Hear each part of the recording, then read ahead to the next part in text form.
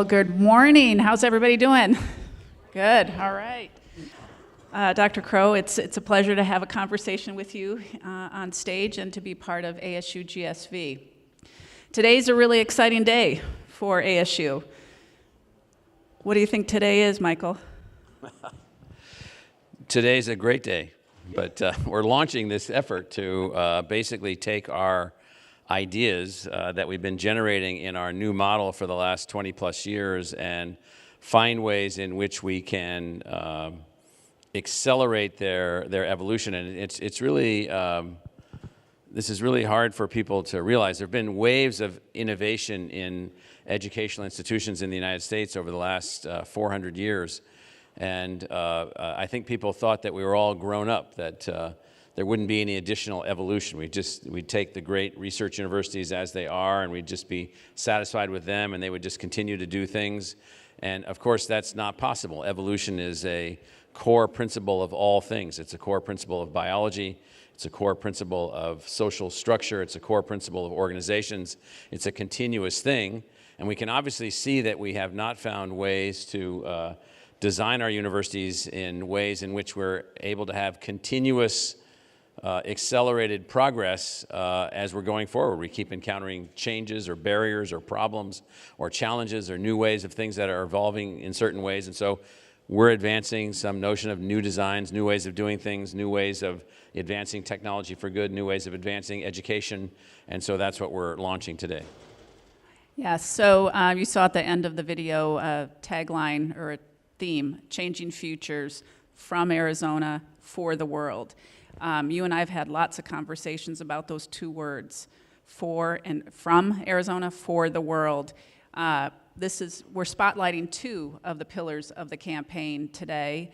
Obviously, it makes sense here, advance technology for good and transform global education, but there's four other very important priorities. So, Michael, how do you see the role of ASU and what it can do in Arizona and apply it globally? Well, so the interesting thing, and I apologize to some of you that are here that are wondering, like, why would one university be so egotistical to think that it can develop things to advance and change the world? Well, of course, that's the only way the world has ever been changed, has been by small groups of people advancing new ideas, small conceptualizations, the people that advance the concept of American democracy, the people that advance the notions of new ways of approaching problems, the individual institutions or inventors along the way that have been able to do things. And so for us, what we're saying is that we have built a new kind of university, advancing on a new drumbeat, advancing with a new set of objectives, advancing with the objective of how do you really empower the full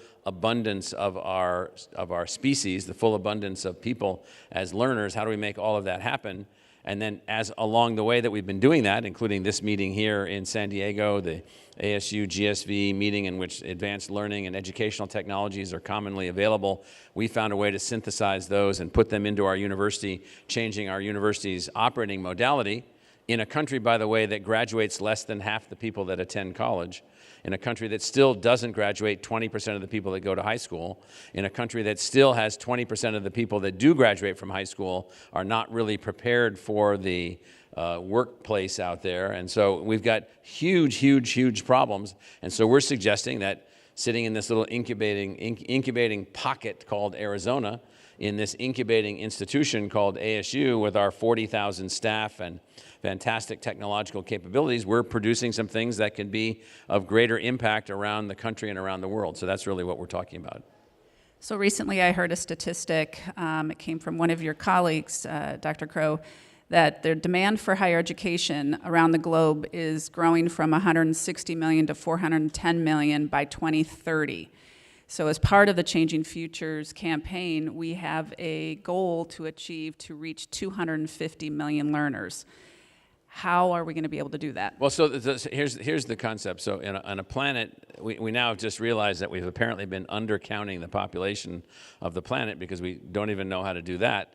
And so we're around 8.5 to 9 billion people instead of about 8 billion people. And so in going forward, for the evolution of our species to continue, you can't be so egotistical or arrogant or just focused on our own society in the United States, to think, well, the world is the way that it is and it will always be the same. Obviously, it won't be. One way that the world advances is to advance education. To do that, you need to find a place for 300 million more people to go to college.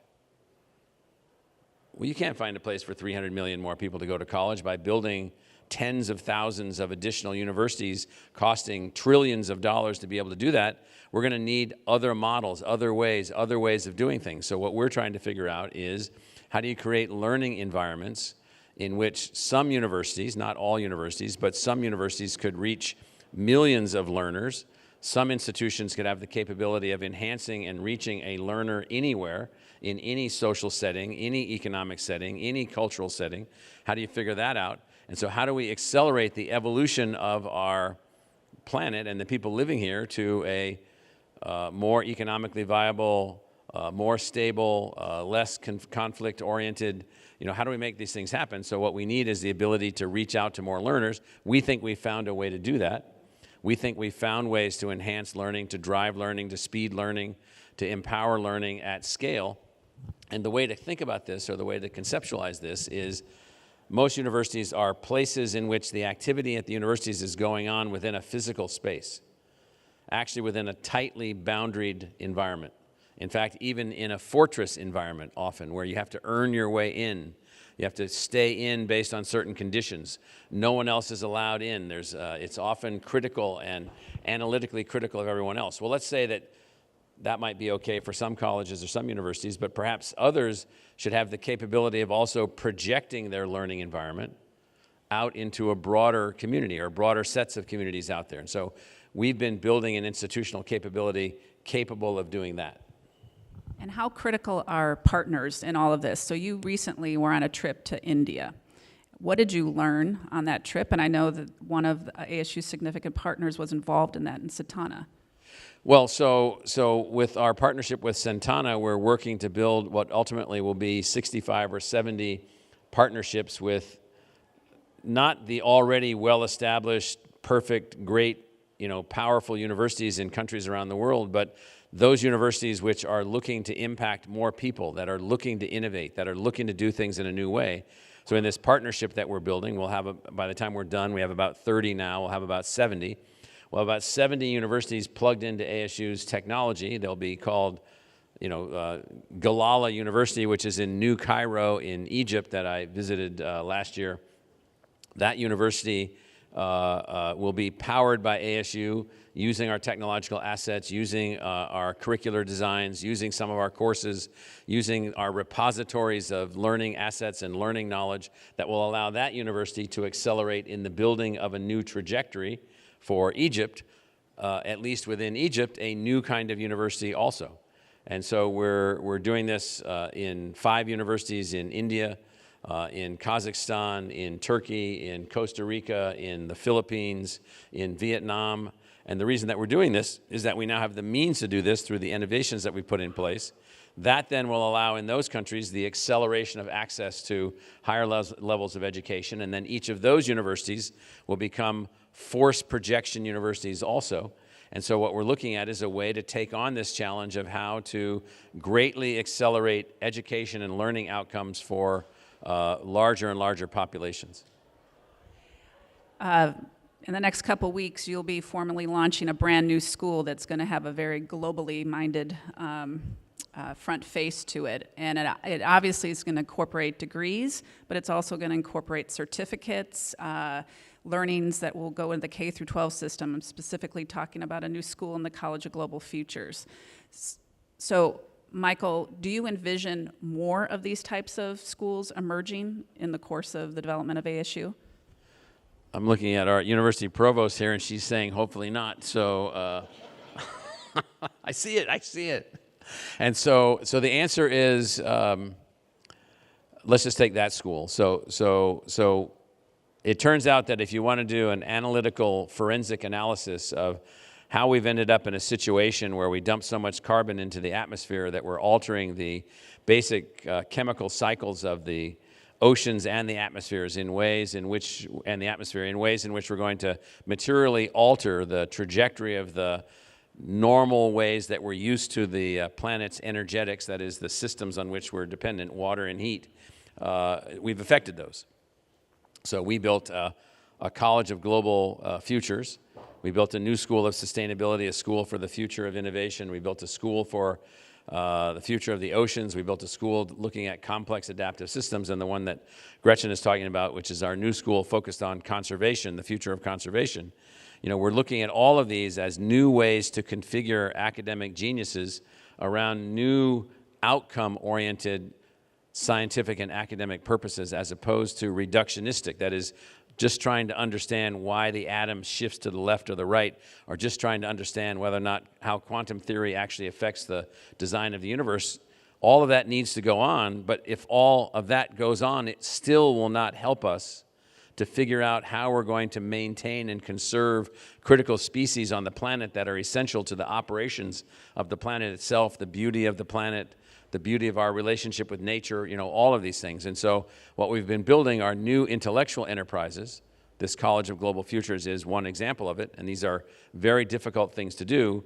So to answer your question, the answer is we will continue to evolve the university in ways in which we will move towards this notion of designing intellectual enterprises, designing intellectual pursuits, using the concept of intellectual fusion to design new ways to produce knowledge that's more of the knowledge that we need. If you're satisfied with the way that things are, if you're satisfied completely, maybe you're satisfied with your own life and so you don't really give a hoot about anything else, but that's probably not likely, at least not if you're sitting in this room. But if you're satisfied with the way things are, then you don't need to do anything.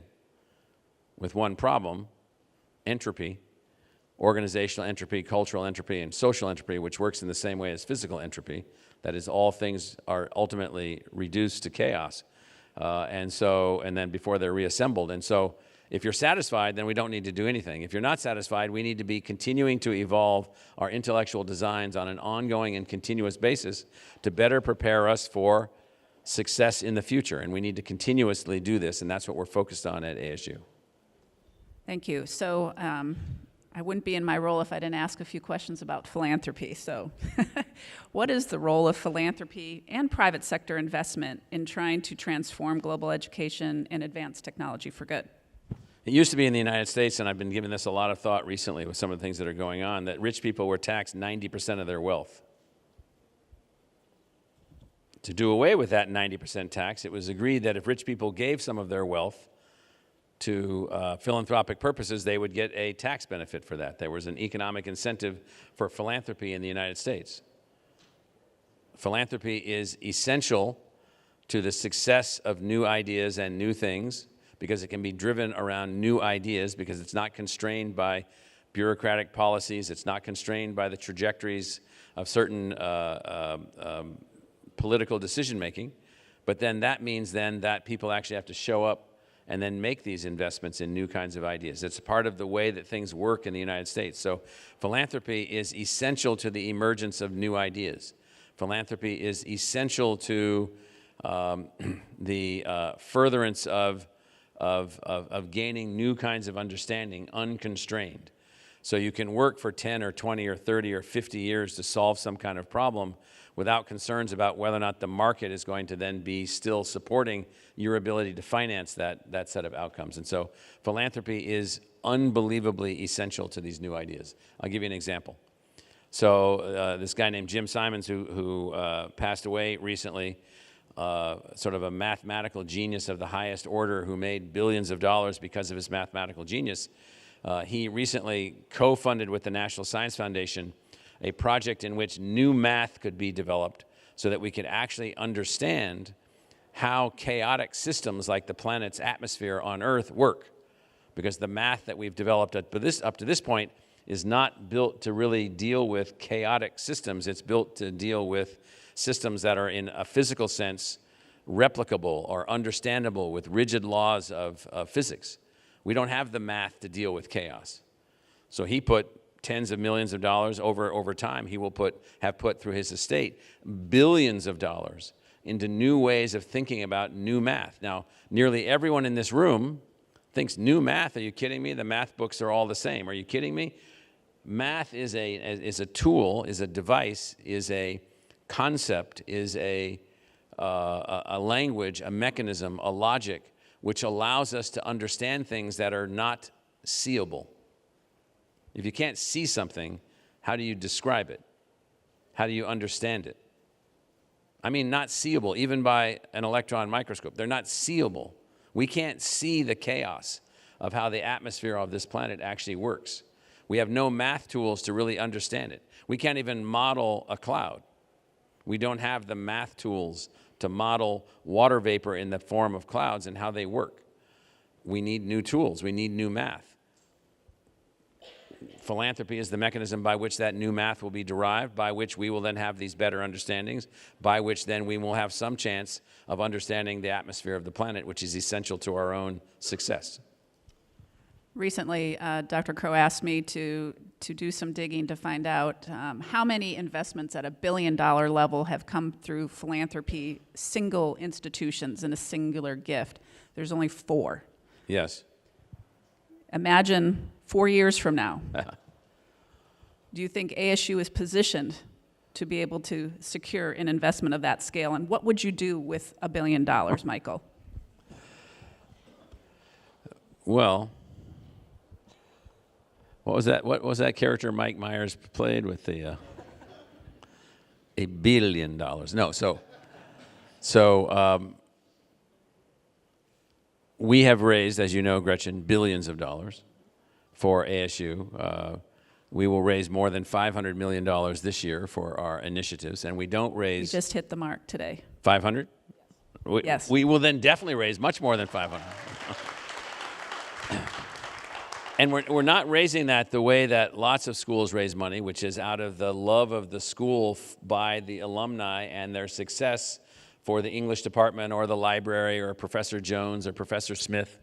We get some of that, but you know, our philanthropy and our pursuit of philanthropy is around the ideas that we're talking about in this session. It's around the ideas by which we advance the ASU+GSV Summit, which is how can we advance learning technologies to impact more people around the planet. So the answer is, you know, could we? The answer is certainly. You know, we now have more than one $200 million donor, I think 3, if you add them up, or nearly 3.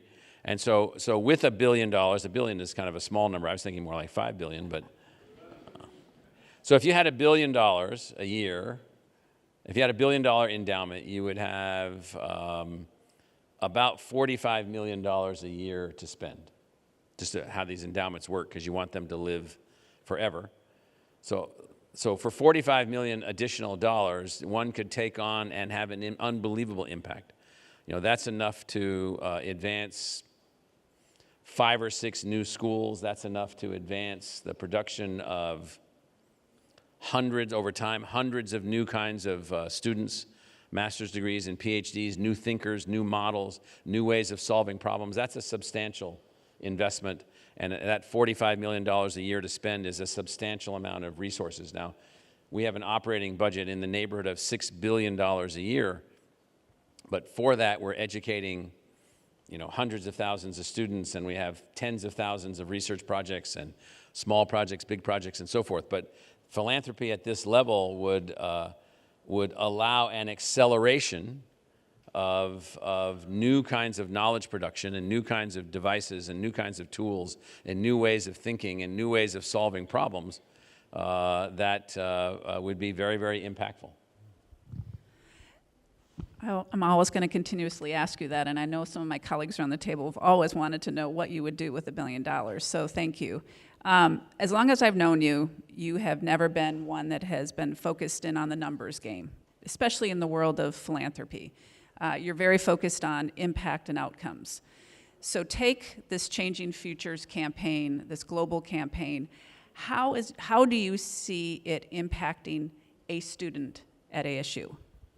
Well, I mean, I think that's ultimately the impact. And so as we continue to evolve the university, as these philanthropic resources come into ASU, they alter the university. So it's now easy for a student to do 2 or 3 majors at ASU.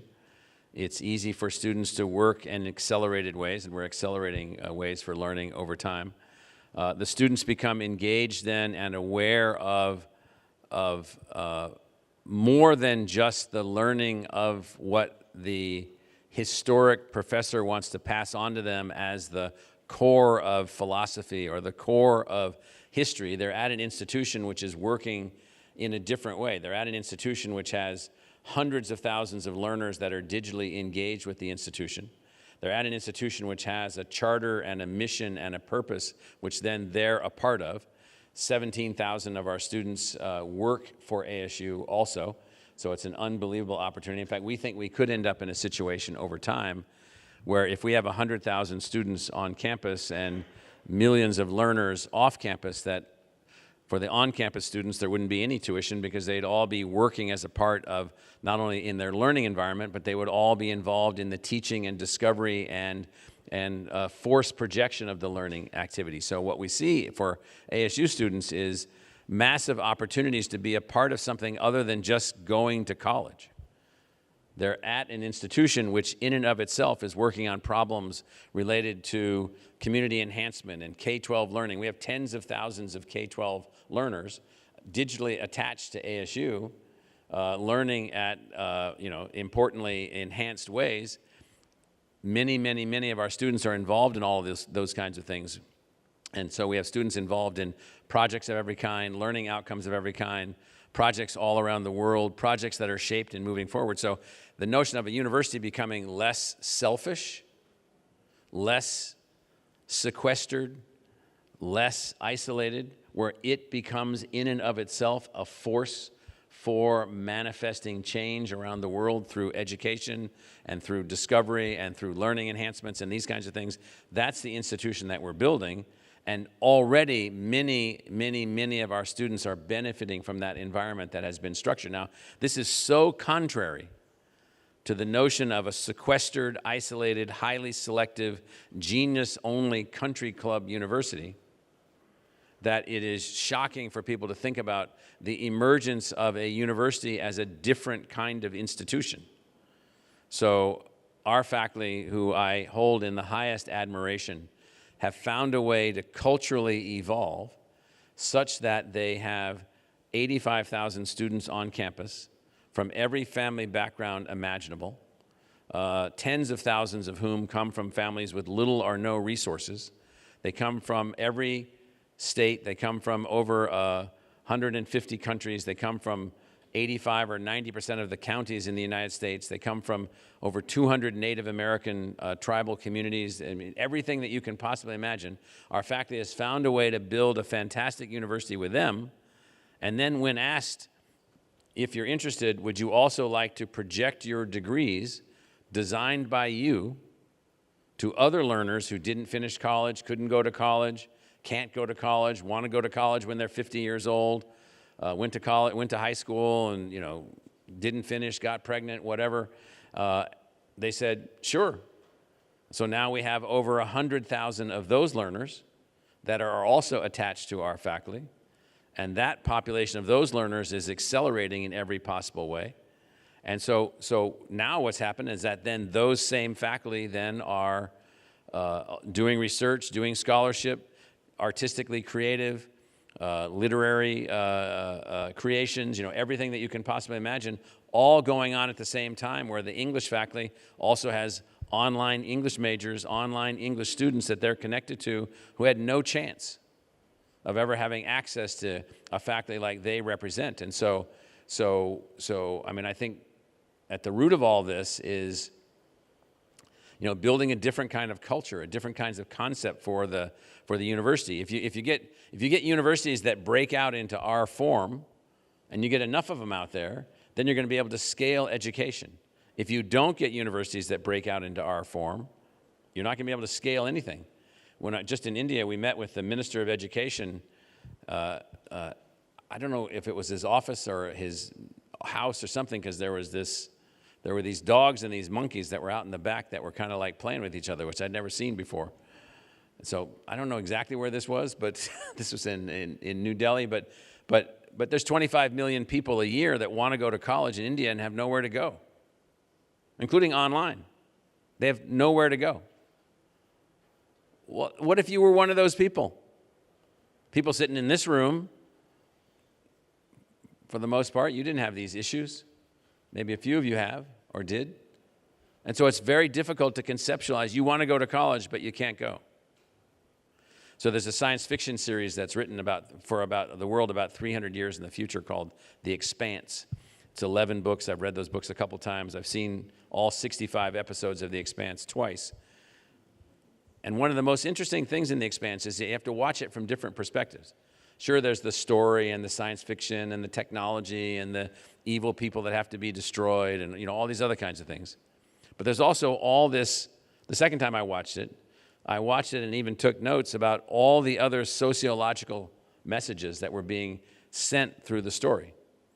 Well, one message was, you can't go to college because we stopped building colleges 300 years ago in the United States. And so only a small number of people are able to go to colleges because they didn't build any more colleges. And then they ran a lottery for those that were qualified to be able to go to the college. So you might be qualified, but you didn't get to go because your lottery number didn't come up. Or you got a lottery number where you got to go to college in 10 years. So the writer who was writing that, I don't know, sometime around now, is speculating that we've got a problem, that our institutions of higher education don't scale. And then it turns out all of your jobs in that time were then determined about whether or not you went to college or not. And so how do you change all that? I don't know. Maybe some of you have some answers. Maybe we're doing the wrong thing. But how do you change all of that? You cannot change all of that unless you change the design. And we are a design-altered institution working to change futures, and we've got these 6 areas that we're advancing in. Can you put up the slide with the 6 pillars, please? Yeah, so transforming global education. How do you deliver it across someone's entire lifetime? How do you deliver it if you're living in a place where you don't have access to things?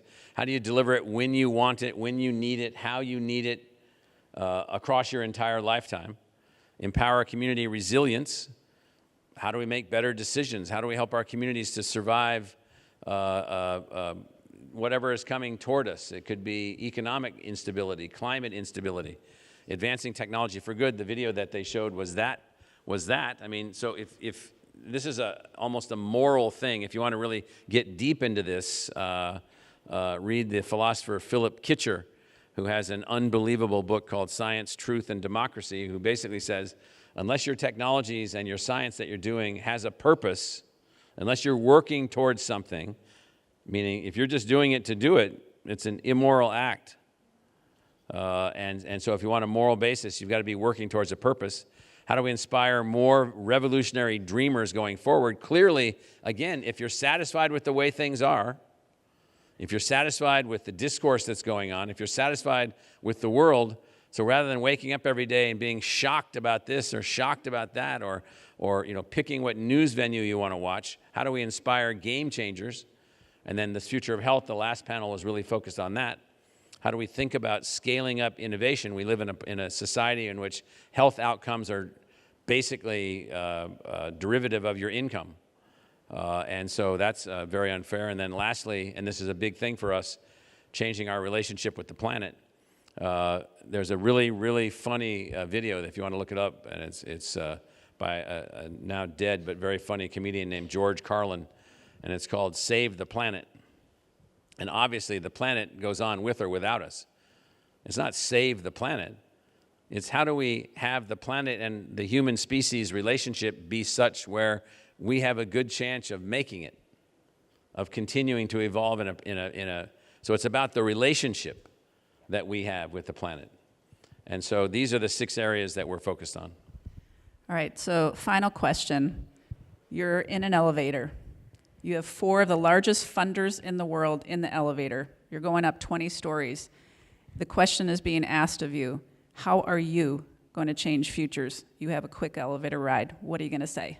We have to change the design of how knowledge is created, how people are taught, how people have access to that knowledge and that teaching, and we have to do it at scale as rapidly as possible, or all the things that you're concerned about are going to be accelerating in negative ways. Would you invest?